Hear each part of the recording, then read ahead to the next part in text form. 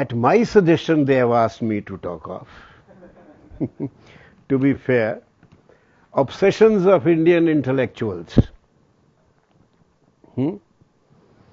Now, one has been normally thinking about when one reads the newspapers, particularly English newspapers, when one watches the channels, TV channels, one finds that people are most of the time finding fault with our life, with our society, with our practices, and whatever happens, they're finding fault with it. I'm not deliberately not using the word which I am soon going to use. That all the time, we hear nothing positive about this country. We only hear, कि poverty बहुत है, casteism बहुत है, caste injustice बहुत है, women के साथ बड़ा धक्का होता है, ill treatment होती है ना, law and order ही नहीं है society में, and freedom limit करते जा रहे हैं, ना खाने की freedom है, ना बोलने की freedom है, जो कोई खाना चाहता है. You see, for example, recently there was a debate about beef, and one should be free to eat what one wants to eat. And your great favorite Salman Khan was under trial for killing a deer, an animal, chinkara. Salman Khan ने एक black buck मारा था राजस्थान में. He killed one in the Bishnoi area. You know Bishnois? Bishnoi community in Rajasthan, they protect animals, they protect trees. They don't let anybody cut a tree, and they don't let anybody kill an animal. Bishnois. 600 years they've been doing this. In modern terminology, you will call them environmentalists, ecologists. So you keep hearing bad things about India, bad things about Indian people. In fact, to be specific, if you closely watch and analyze, most of the criticism, devastating criticism, it is leveled against the Hindu society. In every matter, I'll show you, because you know this, only we don't want often to recognize it, that it's mainly leveled against the Hindu society because it is easier to criticize Hindus. You see, we are told that Hinduism is a pluralistic and a very tolerant system. And the moment a Hindu gets angry about something, he says, you should not be angry. You are a very tolerant person. But there is no respect for your tolerance and for your plurality. If that respect is there, it's like, once in 2004, there was a first conference on interfaith dialogue. And in those days, Jayalalitha, in her first avatar as Chief Minister of Tamil Nadu, she had banned conversion. And the Archbishop in that interfaith dialogue said, we respect everybody's religion, but we also respect the freedom to practice a religion. Therefore, we are not for the banning of conversion. I was 11 years younger. I am still young, I was younger then. I raised my hand and I got up. I said, Your Excellency, most honorable sir, I have a small question. If you respect my religion, why do you want me to change it? There is no answer. If you say I respect your religion, I should not ask you to change it. Anyways, the first point that I'm making is, every day we hear, and in fact, people reach a stage. I reached this stage long back.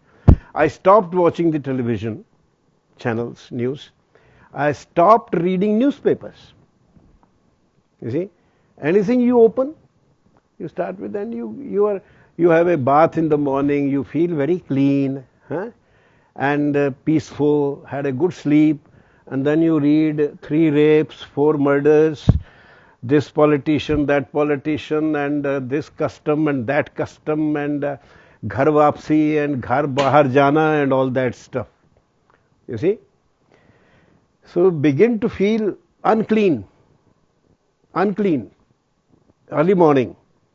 Therefore, my advice to all young people is, and it is an advice which comes from our Shastras, early morning, कोई शास्त्र नाम बोला करो, विष्णु शास्त्र नाम, या कोई चालीसा पढ़ा करो. Because when you have the good words, when you utter good words, when you hear good words, the vibrations in your mind, because a word is not a word is a sound, and sound is a vibration.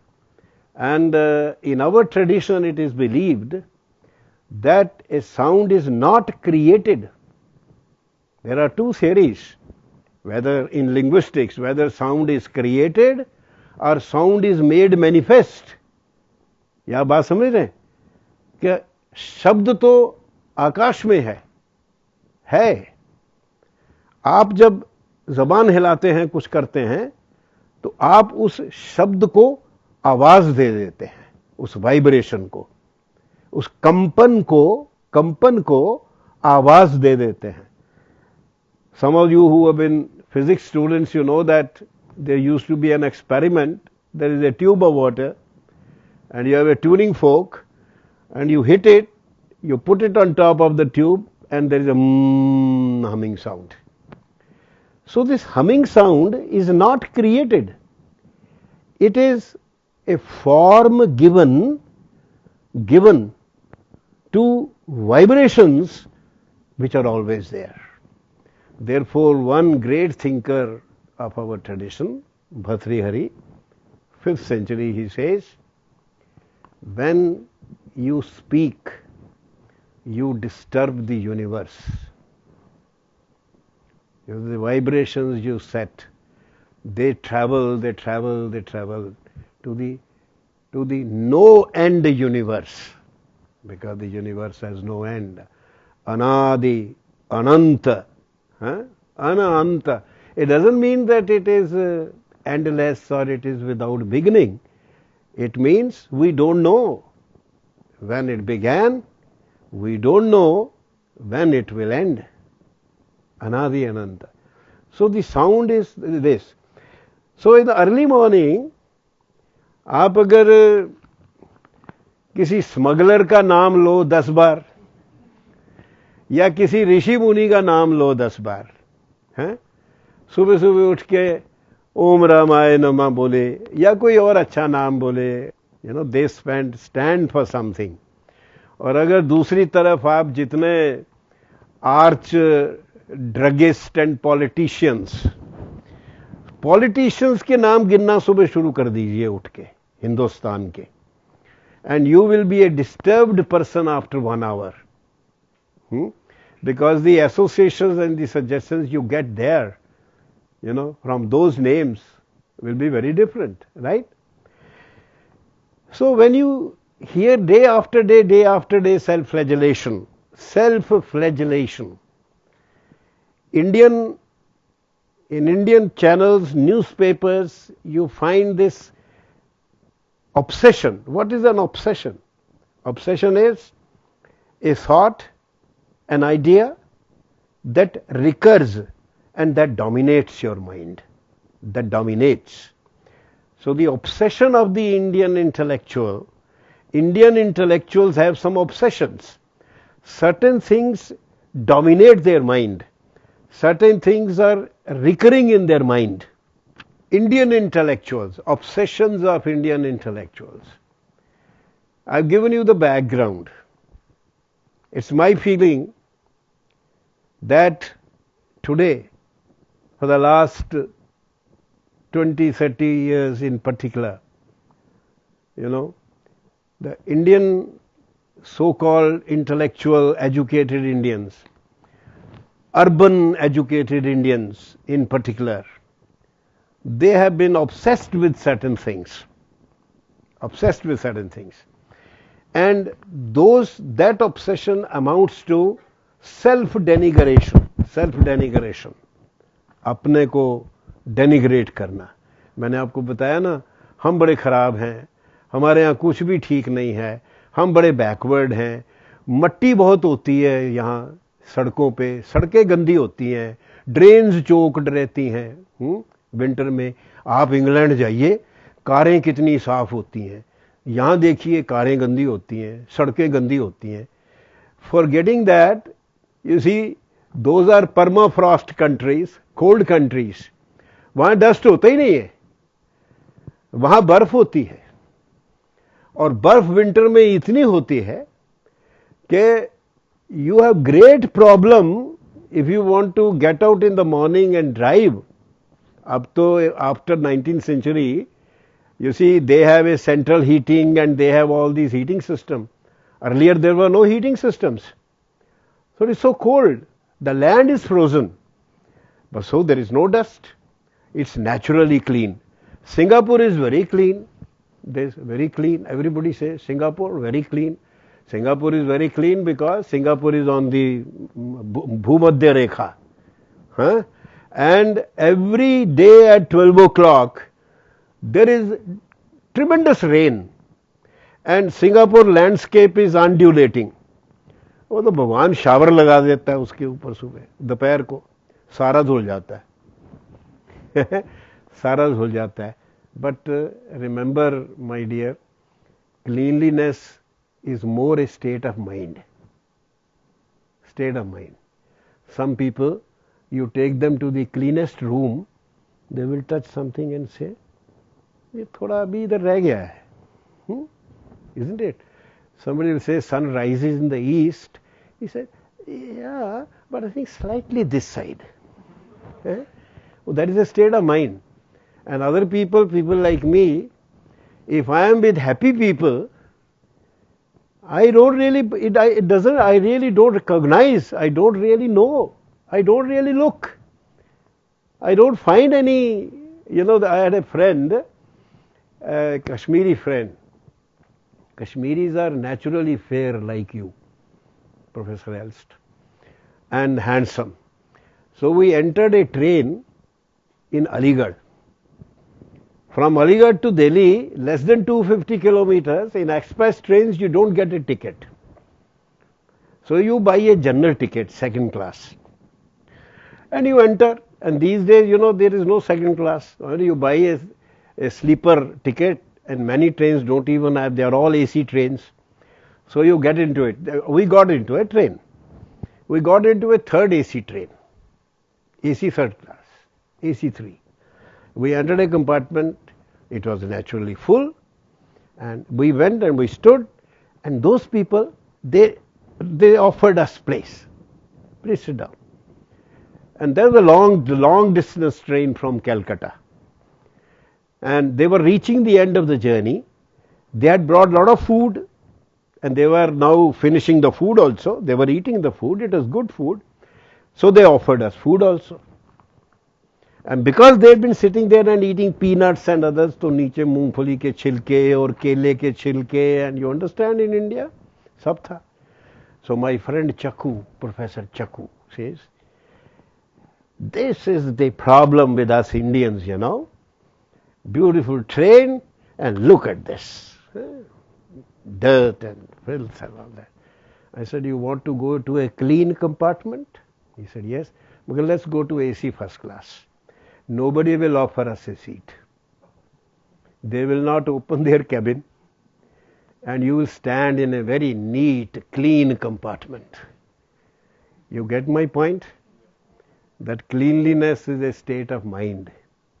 Huh? And it's not an absolute value. It's not an absolute value. Nobody, agar baby, many people pick up a baby or baby, urinates on them, they feel happy. हैं? अरे बड़ा अच्छा, शुभ हो गया मेरे लिए, very auspicious. हैं? So this state. Anyways, so we have this clean, we have this notion of the country being bad, the country being that. Indian intellectuals, obsession is recurring. There is no other news. These days, you don't find any write-ups about, when you travel in this country, how good the people are, how helpful the people are. Go to a small town, you don't know a place, sometimes not only people will direct you, if they find you are puzzled and you are old or aged, they will accompany you to the place. Nobody writes about these things. They only say that we are this, we are this, we are that. Now, Indian intellectual. What is an intellectual? Intellectual is a very good term in the West. It is an important term, and it is a word of praise. To call somebody an intellectual is a thinking person who uses his memory and his intelligence to think about and to reason creatively, जो कि अपनी memory, स्मृति और अपने संज्ञा, intelligence को use करके सोचता है, रीजनिंग करता है, लॉजिक लगाता है, टू थिंक क्रिएटिवली, ताकि उसमें से समथिंग कंस्ट्रक्टिव कम्स आउट. ये होता है इंटेलेक्चुअल, राइट? एंड इंटेलेक्ट से बना intellectual. Intellect is that part of the mind, which has the ability to store information, has the ability to, reflect on that information, and has the ability to use that. That is intellect. So in intellectual, the word intellectual, the English word intellectual, is a very, very respectable word, and they use it very often, intellectual property rights, and so on and so on. हमारा शब्द क्या है? And I think we should always, two-way process we should have. The technical, the meta terms that we have of our thought, the terms of our programming language, Indian programming language, we should not translate into other languages. We should try to understand them as they are, not through translation. Atma is not soul. You see? It's not soul. The moment you translate, you create a different, semantic field. So, secondly, when we use a foreign language, another language, use a word, then we should try to translate it for ourselves. Not translate, find an equivalent. How do we express this? So intellect, what are our words? For intellect, our words is buddhi. It's a very common word. But buddhi in our system is the third of the four components of pragya, mind. Total knowing self. Our knowing self, जो हमारा knowing self है, हम जिससे ज्ञान प्राप्त करते हैं, उसके चार भाग हैं हमारे सिस्टम में. सेंसेस भी दो हैं. कर्म इंद्रियां, द सेंसेस ऑफ एक्शन, ज्ञान इंद्रिया, senses of acquiring knowledge. So indriya, senses, one. Second, man. Man is mind. Mind. And third is buddhi. Buddhi. And fourth is chitta. Chitta. Chitta is, you see, it's very simple. That you see something, you are sitting, watching, you are sitting with a friend, and you are thinking on all that. And something is happening before you. In fact, in life, when you sit like that, a film is taking place. You are watching a film of life, है ना? Things हो रही हैं, procession चल रहा है life का. You're watching. Suddenly your friend says, वो देखा, did you see that? And you say, no, I was not looking. है ना? नहीं, मैंने देखा नहीं. आंखें खुली हैं, पर मैंने देखा नहीं. कान तो बंद हो नहीं सकते, भगवान ने पर्दा नहीं दिया. हाँ? पर हम कई बार सुनते नहीं. क्या आपने ये सुना? तूने सुना ये? नहीं, I am sorry, I was not paying attention. कहते ना हम. So our senses do not work unless our mind is behind them. Mind is behind them, right? The mind is behind those senses. And the mind has the function of focusing. See, focusing.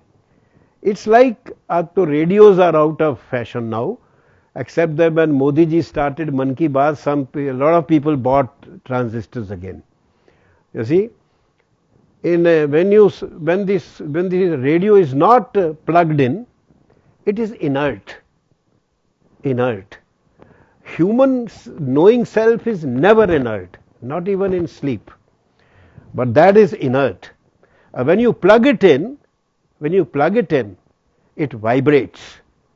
Vibration होती है ना, humming होती है set में, and then you move its, उसको आप चलाते हैं, and at some place a sound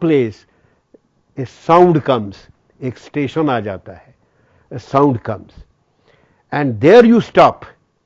Now you stop because your mind intervenes. Here you stop. Your sound is sound, but you stop on a particular sound. You stop for a while and then again go on, क्योंकि वो sound क्या आ रहा है? वो sound में किसी politician की speech आ रही है. तेरे रे छोड़ो. And then you come to a station and you hear the snatch of a long forgotten song. कोई नहीं चलाता पर तीर चल रहे हैं. Huh? And you say, very nice, and you stop there. Why have you stopped there? What part of your knowing self has functioned? Buddhi, intellect. Your buddhi, because the buddhi judges. Buddhi has the judgment function. It judges, and you judge it कि ये अच्छा है. How do you judge it? ये अच्छा क्यों है? आपको अच्छा लगा. आपको क्यों अच्छा लगा? Because it did something to yourself. Do you follow this? अगर मतलब थोड़ा इंटरेस्टिंग है, अगर आप कभी अपने को ही ऑब्जर्व करोगे, यही होता है. So when you stop and you hear, and if you enjoy, sometimes a song you hear, you don't hear it through, but some other time you are in the frame of mind that then you hear through that, or you read through a page, or something, and then why after that you feel different. How do you feel different? Where do you feel different? Not in the intellect. The experience which is filtered from the senses, filtered through the senses, the mind and the intellect, it goes drop by drop into your self, which is chitta, yourself. And the kind of experience that has gone into yourself, the kind of experience that has repeatedly gone into yourself, shapes yourself, and you become the kind of person you are. So some persons are kind, some are unkind, some are happy, some are generally unhappy. It's because what has gone into yourself. That is why certain systems of societies, certain societies, they say your experience must be filtered. Young children should not be exposed to certain things, and they should be exposed to certain things. Like, for example, in our society, children are not taken to the cremation ground. They are not taken there. They should not see that. They should not see certain things. Small children are not taken to hospitals. Certainly when their own relation, some deep person they love is ill, so the children are not taken to that person. So you see, you filter the experience. So and you shape the self, chitta. So this is the knowing self. So buddhi has the function of judgment. Buddhi. And it's a very common word, high frequency word, buddhi in our language. Buddhi ka istemal to kar, we often say. But it's a technical word. In the structure of the knowing self, it is the third element, and it has the judgmental function. It judges the experience, interprets it, and what it endorses, you see, goes into yourself and shapes yourself. So buddhi. Now, what is an intellectual? If we were to follow the English system of derivation, the derivation system, then the word is Buddhi-Jivi. But Buddhi-Jivi is a derogatory term for us. It's a derogatory term. You know who is a Buddhi-Jivi for people? जो बुद्धि बेच के जीविका कमाता है. That is, whoever pays him money, wherever he gets profit, wherever he gets power, and for long, for the Indian university, academia and all that, you see, an air ticket to USA was a great profit, or membership of a committee, so that which involves, going to different places. You have a committee which meets in Simla, in Nainital, in Uttarakhand, and you visit and you become an important person. So that is a Buddhi-Jivi. You must have heard of a Tanjore doll. Tanjore doll होती है गोल पेंदे वाली, ऐसे जिधर हवा चलती है वो उधर हो जाता है. सो ये बुद्धिजीवी जो होता है वो हवा के साथ चलता है, हवा के साथ चलता है. चित्त भी तू, पट भी तू. सो ये भी अच्छे. So that is why this term is not correct. So I said, in our tradition, the equivalent of intellectual was Rishi. There are many, because our language is very rich in synonyms. Manishi, Pandit, Vidwan, but Rishi comes closest. Because the Rishis were people who were Tyagmurtis, renunciators. They would renounce. They did not share the material values of the life they lived in. They didn't share the values of the world. They were not part of the world that way. They were outside it. And they were sannyasis, ascetics. And that's why, in India, our great teachers, our great thinkers, our great knowledge creators, they were all sannyasis. They were all ascetics. Remember Madhvacharya, 13th century. Madhvacharya, the author of a celebrated compendium of Indian philosophy, Sarvadarshan Sangrah. At this small age he told his mother, I am so interested in ideas. I want to devote myself to knowledge. And you know what the mother said? You will have to take sannyasa.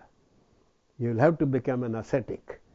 And Adi Shankaracharya, at the age of 5, from Kaladi in Kerala, at a village in Kerala, at the age of 5, he had completed his studies of Vedas and Upanishads. He was sent to a Pandit. He was the only son of his 2 aging parents. And at the age of 5, the teacher came and brought him back. He said he has learnt everything. He knows everything. Then he asked his mother, that allow me to become an ascetic, sannyasi. Because then sannyasi, his only purpose in life is to acquire knowledge, ज्ञान का अर्जन करना. And you know, a sannyasi, like these days, even now you have, only we don't pay attention to them. If you open the channels in the morning, three persons you should listen to.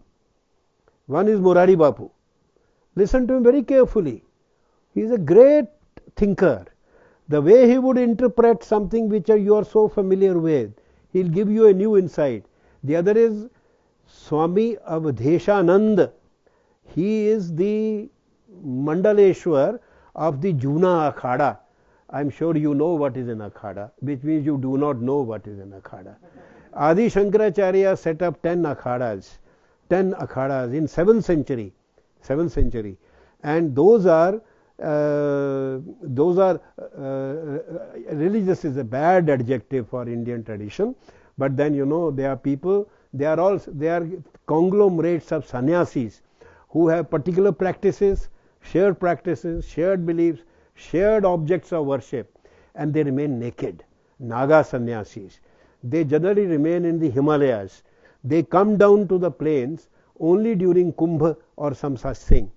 And they devote themselves to learning, they devote themselves to meditation and prayer and yoga and you know, like that.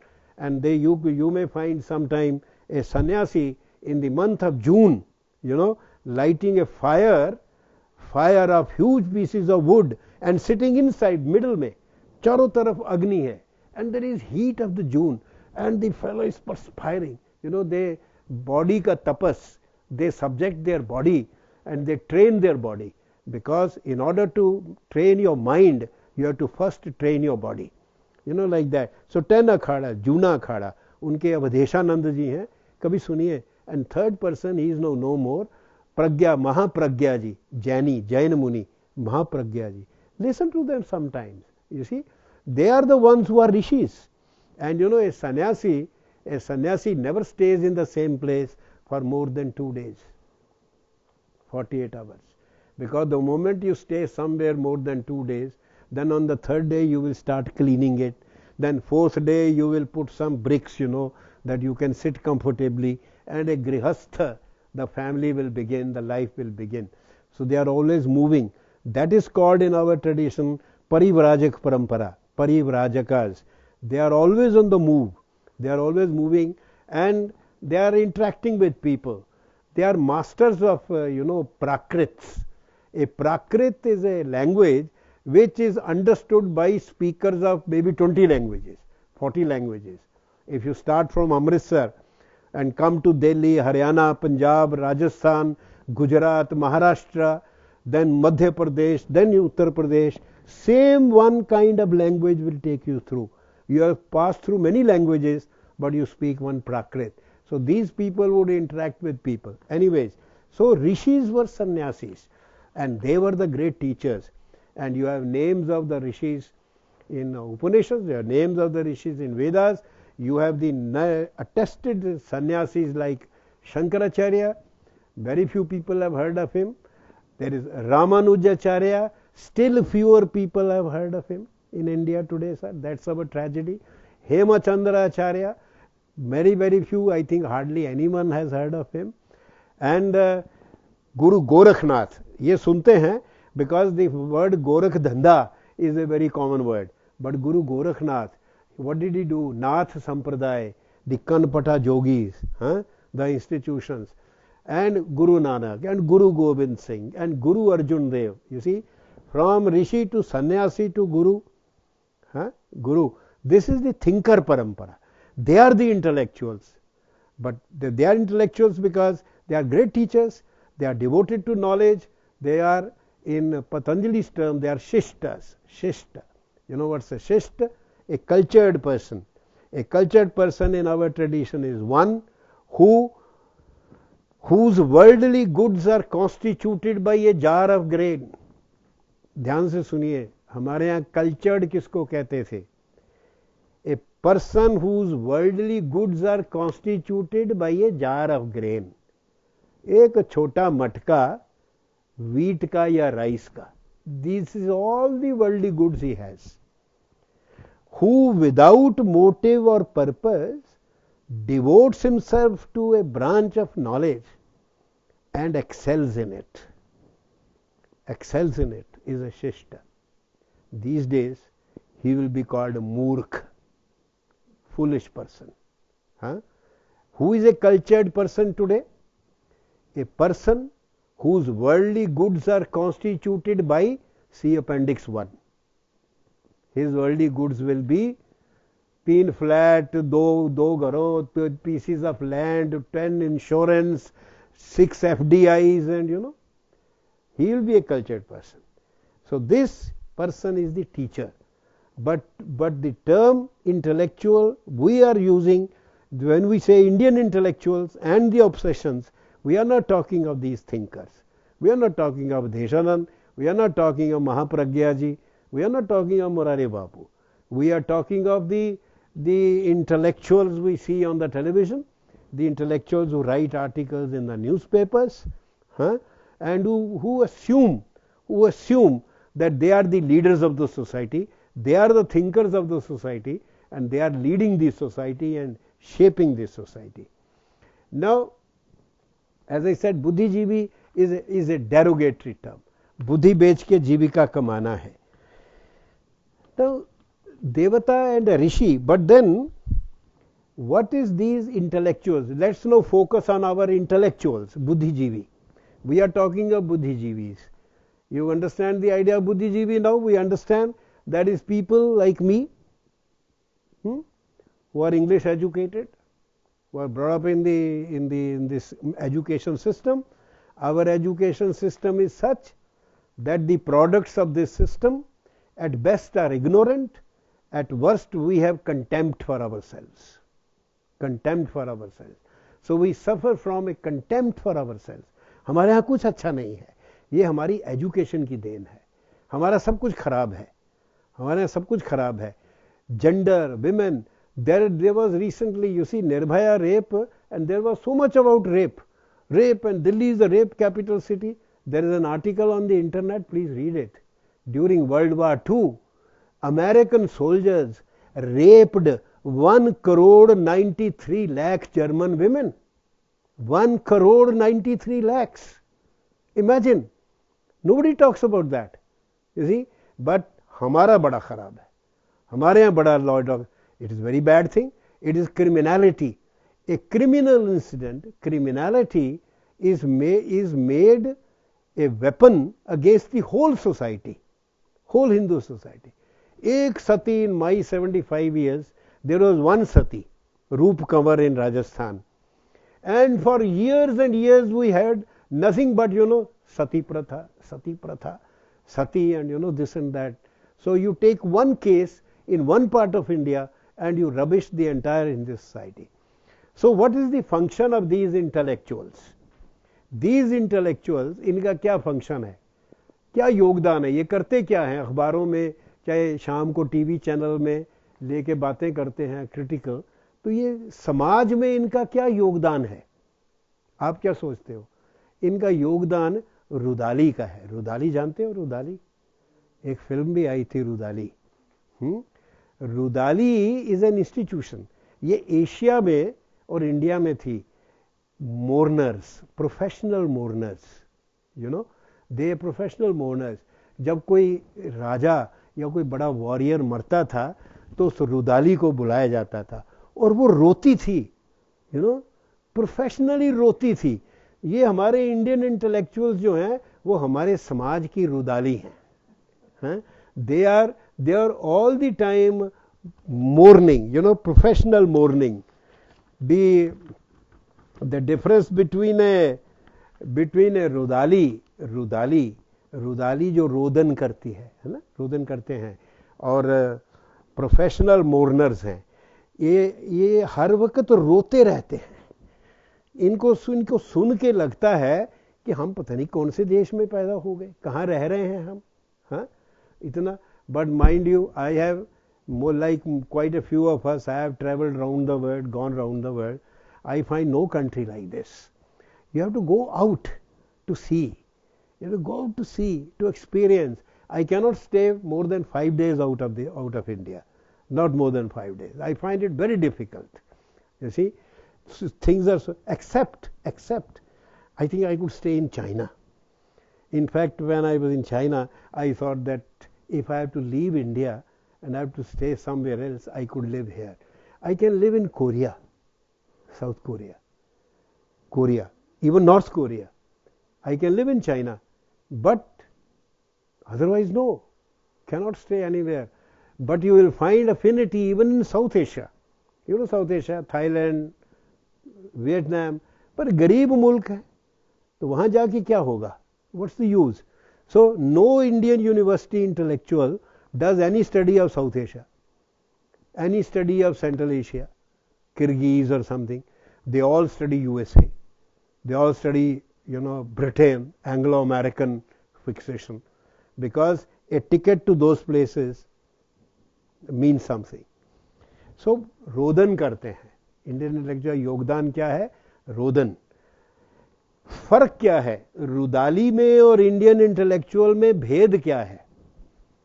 In the professional mourner that was Rudali and the Indian intellectual as a mourner of Indian society, Hindu society, what's the difference? The difference is that the Rudali would mourn only a great occasion for mourning, like the death of a warrior, the death of a king, they'll be mourning. But these our professional mourners, they are mourning every day. They are mourning everything. हमारे जो शिया मुस्लिम भाई हैं, मुस्लिम brother हैं, उनका साल में एक function, एक होता है ओकेजन, मुहर्रम, जहां वो मोर्न करते हैं. दे मोर्न करते हैं. हाय हुसैन, है ना? You remember there is this. Muslim शिया भाई तो एक दिन करते हैं. ये हमारे भाई रोज मुहर्रम करते हैं. किसी दिन न्यूज़पेपर देख लीजिए, कोई आर्टिकल देख लीजिए, कोई टीवी चैनल देख लीजिए, इतने जोर जोर से बात है. आपने ये किया, आपके यहाँ ये हुआ, आप ये करते हो, आपके यहाँ ये टूट जाता है, आपके यहाँ ये बन जाता है. व्हाट डू यू से? This is the difference between rudali and the Indian intellectual. And a good title for an essay, a good research essay would be Indian intellectual as Rudali. Okay, now let's go to the next thing. What are their markers? Indian intellectuals marker, लक्षण. इनके लक्षण क्या है? लक्षण समझते हो? लक्षण हमारे लॉजिक का टर्म है, तर्क का. देयर इज तर्क शास्त्र भी है हमारे यहाँ. Many people tell us that you see, look, your epistemology, भारी शब्द है अंग्रेजी का, है ना? इम्प्रेस हो जाते हैं लोग क्योंकि उनको समझ नहीं आता. Ontology, epistemology, I'm not talking of ontological imperatives, I'm talking of epistemological possibilities. Very impressive. कहा क्या? तो स्टूडेंट्स का क्या होता था कि सर आज लेक्चर बहुत अच्छा था. अच्छा, क्या कहा समझ नहीं आई, पर लेक्चर बहुत अच्छा था. बिकॉज इफ दे अंडरस्टैंड तो कहते अरे कुछ नहीं, आम बातें कर रहे थे, वही रोज की बातें कर रहे थे. दी एपिस्टेमोलॉजी, देखिए ओंटोलॉजी होती है तत्व मीमांसा, ऑब्जेक्ट ऑफ नॉलेज, क्या क्या जानना चाहिए. Epistemology is means of knowledge, कि वो ज्ञान आप कैसे किसके थ्रू लेते. इंद्रियां जैसे एक एपिस्टेमोलॉजी है, उसको हम परसेप्शन कहते हैं, प्रत्यक्ष कहते हैं. प्रत्यक्ष, प्रत्यक्ष, जो and I stands for all the senses. What every eye can see, what every ear can hear. That is one epistemology. And अनुमान, logic, reasoning is another. Logic, inference. Anuman literally is inference. Aristotelian, logic, the three stages in the Aristotelian theorem, and Indian Nyaya system with five stages in Indian Nyaya system. So there is a way of gaining knowledge. And there is this, the Shabd Pramana हमारे यहाँ, what you hear from wise people, what you read from good books, that is also means of knowledge. Now, the lakshana of these people, Indian intellectuals, what are their markers? The first marker is वो हर वक्त चिंताग्रस्त होते हैं. कोई आपको, अगर आप किसी भी लेक्चर में जाएंगे, आपको कोई सीरियस लेक्चरर ऐसा नहीं मिलेगा who is not worried about something. The first marker of the Indian intellectual is कि वो चिंताग्रस्त होता है. चिंता, चिंता समझते हो? चिंता चिता समान. That चिंता is like चिता. तो चिंतन भी उसी से बनता है. चिंतन, चिंता, चिता. चिंतन सोचना, चिंता वरी, और चिता the end, अवसान, the end of everything. Now चिंताग्रस्त मिलते हैं आपको, worried रहते हैं. So if you go to a lecture on Indian women, so the person will say, oh, what a bad state our women are. And he will have smiling, laughing, good-looking girls in the audience. And it's a very bad shape. For example, in English literature, there are so much research on gender theory, feminist theory, gender studies. And the girls will start with the patriarchy. Patriarchy, father is bad, brother is bad, husband is bad, son is bad, they are all bad. Because they limit the freedom of women and all that. And I went to so many vivas, the viva voces. The girl will come in, by the time she comes for viva, she is married. So she is wearing jewelry and she is there, and she is very happy looking. She sits down and I open that and she says patriarchy, and she criticizes the men and the husband and father. Then I will ask the girl, you married? No? Yes. Do you have a baby? Yes, I have a small baby. So where is your husband? Sir, he is looking after the baby outside. वो बेचारा बाहर बैठा baby देख रहा है और ये अंदर अंग्रेजी में उसको गाली दे रही है पैट्रियार्की पे.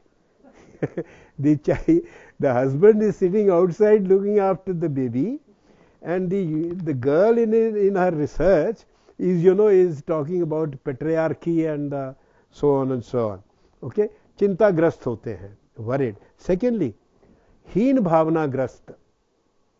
हीन भावनाग्रस्त. They are full of a sense of want in themselves. Want.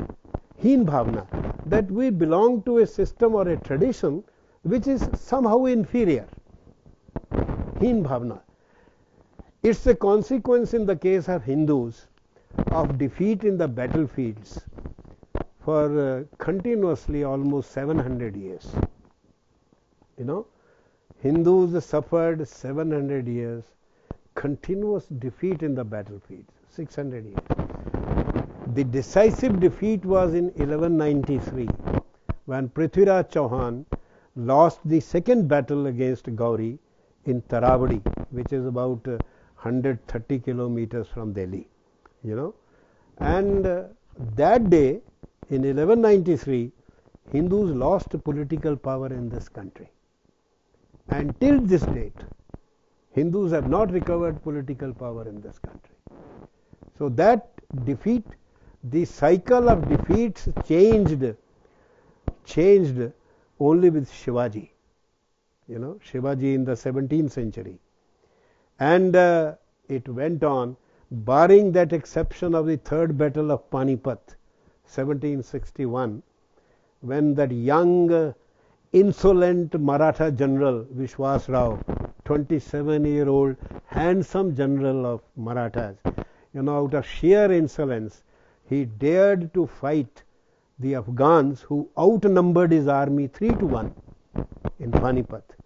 And in the month of January, on the day of Makar Sankranti, for the Afghans it was the right weather, for the Marathas of the warm country it was the wrong weather. Even the Maratha elephants did not move properly. Their horses would not move. It was so cold.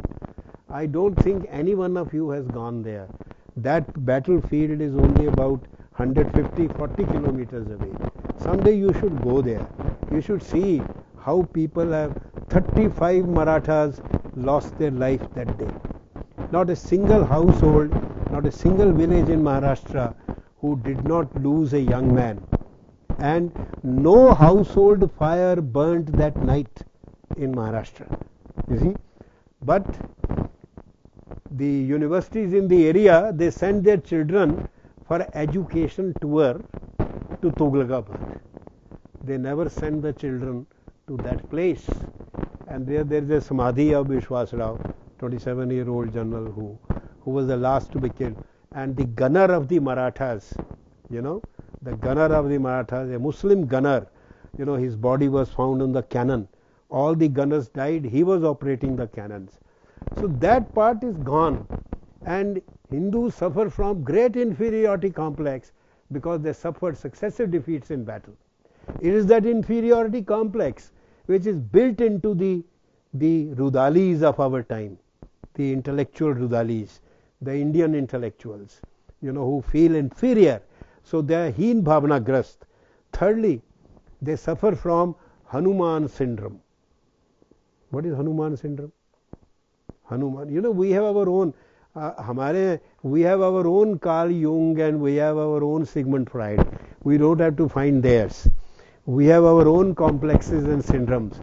Hanuman, again, I don't know, many of us know the story of Ramayana even.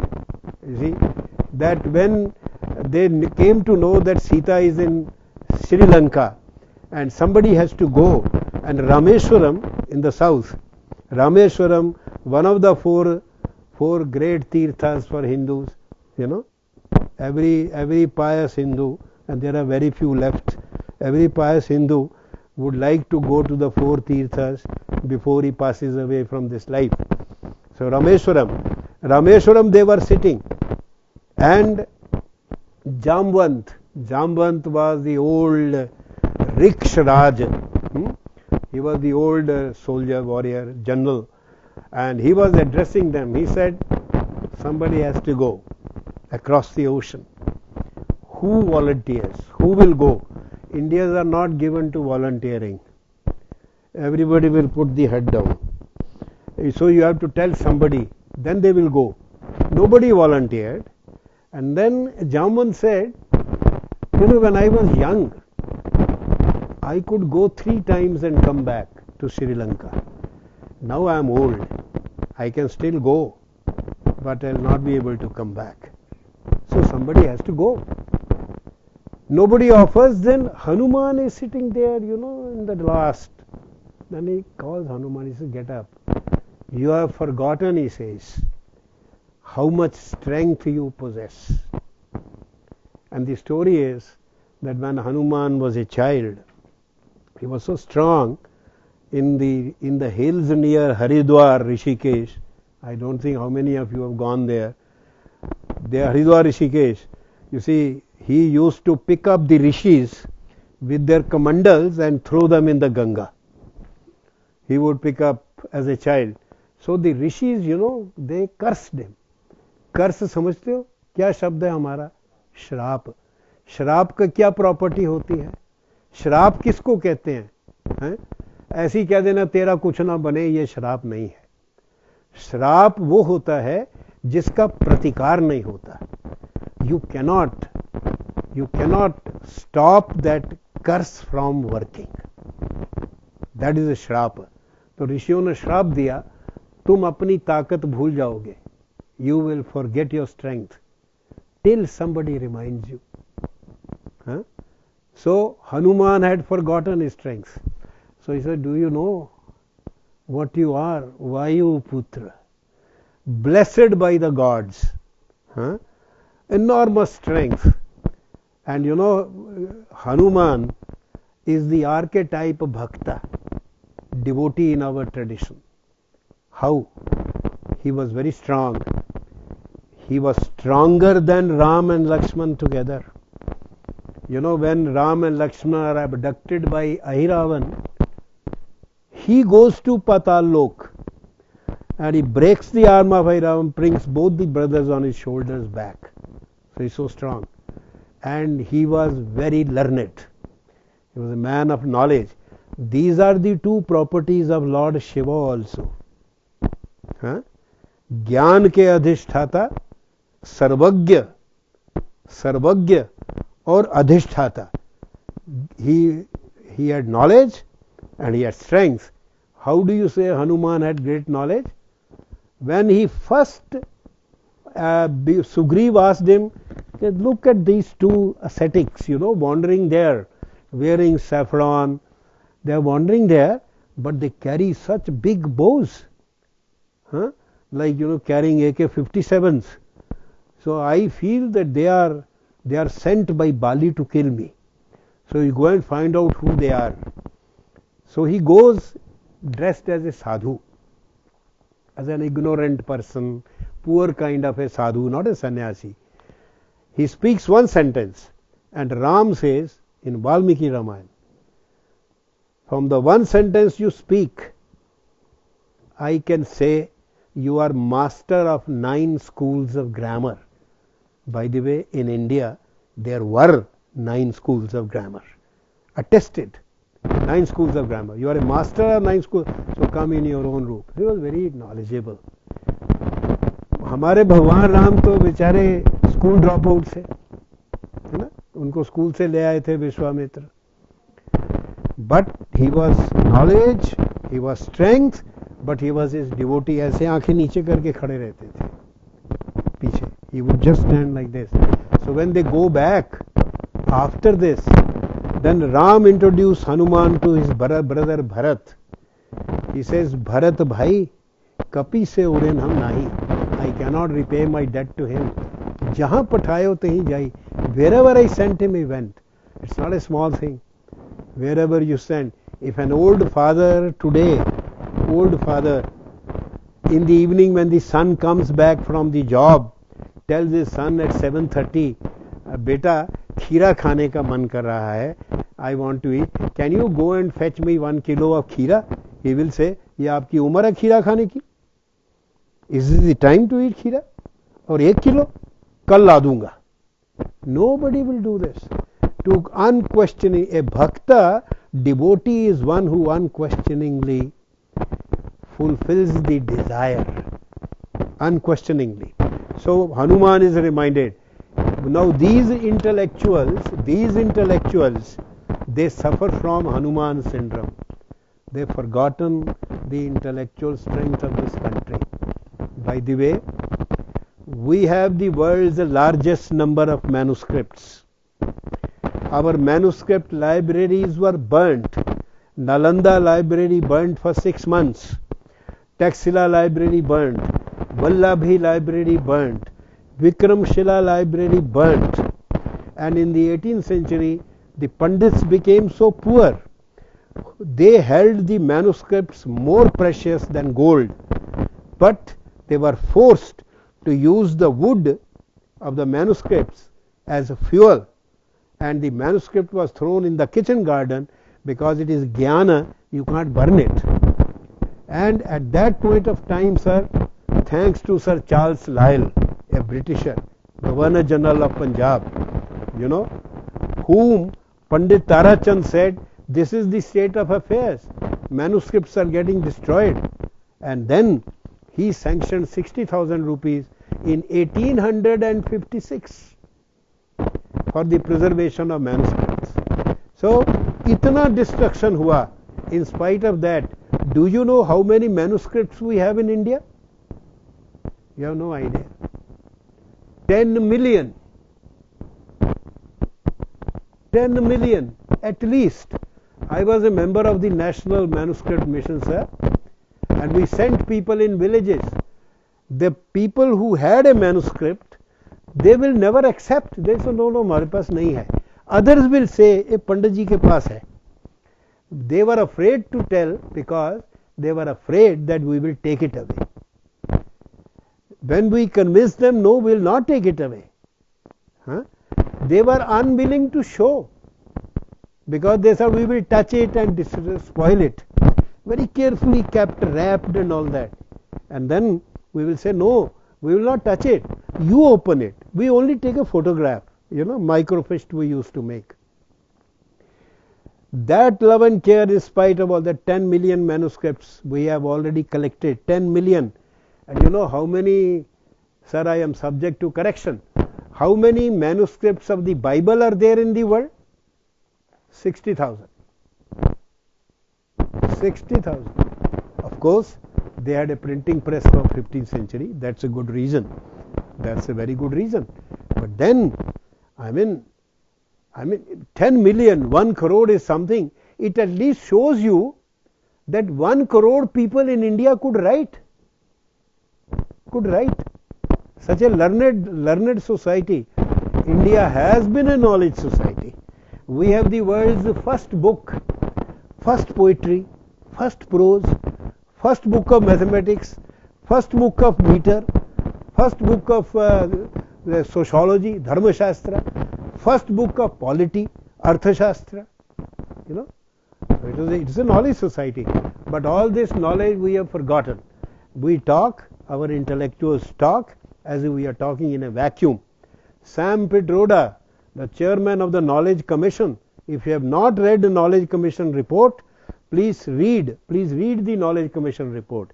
It starts with the sentence, we will now make India a knowledge society. We will now make India a knowledge society. And how? Through computer and English language. You see, I will not go into this loop. You can someday ask me for another lecture on computer and English language.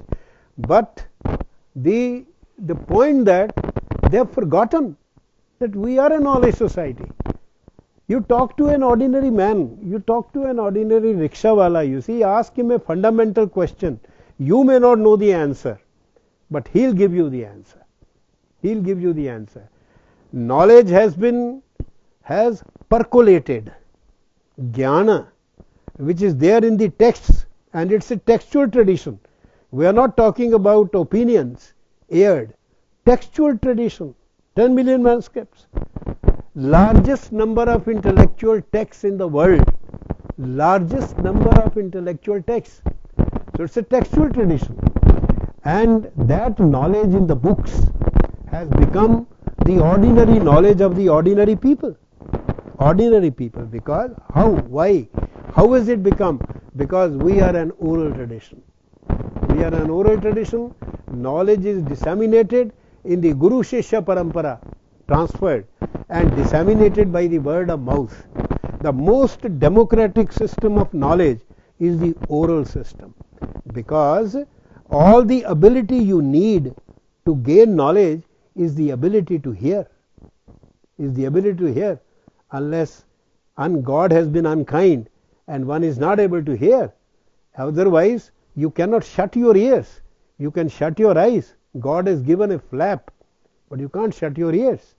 And to sit and hear and gain knowledge, this is the most democratic system. The moment you mediate knowledge through reading, you need the reading ability. So only those who can read. So you have the UNESCO parameter of literacy, reading and writing. If you can read, then you are literate. If you can't read, you are not. And we have foolishly equated literacy with education. Now for us, a literate person is an educated person. For me, an educated person is an illiterate person. You know the definition of unpad, illiterate these days among the common people. I'm not talking of intellectuals. I'm not talking of Rudalis. I'm talking of the common people. What is the definition of illiterate? The unpad वो है जो पढ़ लिख गया. जिसने पढ़ लिख लिया वो अनपढ़ हो गया. He has become uneducated because education de-educates you. I have given so many names. My young friends, they are all PG students and all that. Ramanujacharya, nobody knows. Hemachandracharya, and they were great knowledge builders. Abhinav Gupta, author of 41 texts, 9th century. Nobody knows. If you know, please tell me. Who was Abhinav Gupta? Nobody knows. So, we have all suffering from Hanuman syndrome. There's a third feature. Fourth feature, we have Titiri complex. Sir, this is our complex, India, typically Indian. Titiri complex, which is not Electra complex, not Oedipus complex, it is Titiri complex. Titiri is a very small bird, sir. And like all birds, it has two legs. The moment it has four legs, it ceases to be a bird. So you have a small bird, Titiri. It sleeps at night with its legs towards the sky. You know why? Because it thinks that if at night the sky falls, what will happen to the mankind? So this is Titiri complex. Our intellectuals have the Titiri complex. Unless they intervene, they express their opinion on everything, how will this society survive? How will this society improve? These are their lakshana. Okay? Their yogdan, their function is Rudali. And their markers are Chinta, Heen Bhavna, forgetting their past, forgetting their strength, and finally an undisproportionate belief in themselves that they are the only authentic upholders or reformers of the Indian society.